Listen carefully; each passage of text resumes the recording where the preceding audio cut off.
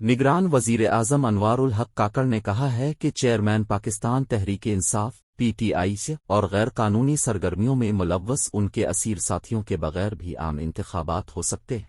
निगरान वज़ीर-ए-आज़म अनवारुल हक काकड़ ने दौरा न्यूयॉर्क के दौरान गैर मुल्की खबर रसां एजेंसी के दिए गए इंटरव्यू में कहा कि इंतखाबात नए साल में ही होंगे, जबकि फ़ौज का इंतखाबात से कोई ताल्लुक नहीं।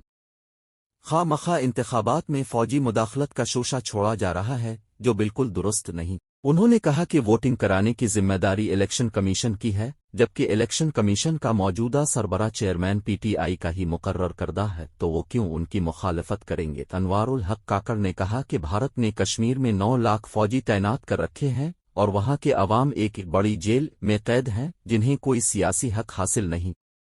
ये सूरत हाल अक़वाम मुत्तहिदा के मंशूर के तहत हक़ खुदरादियत और अक़वाम मुत्तहिदा के रेफरेंडम का मुतालबा करने वाली करारदाद की खिलाफ वर्जी है। उन्होंने मई में चेयरमैन पीटीआई की पहली बार गिरफ्तारी के बाद मुल्क भर में तशद्दुद की लहर का हवाला देते हुए कहा कि इमरान खान और उनकी जमात के उन सैकड़ों कारकुनों के बगैर मुसाफाना इंतखाबात हो सकते हैं जो तोड़ फोड़ और आतिशजनी समेत गैर कानूनी सरगर्मियों में मुलव्वस होने की वजह से जेल में हैं।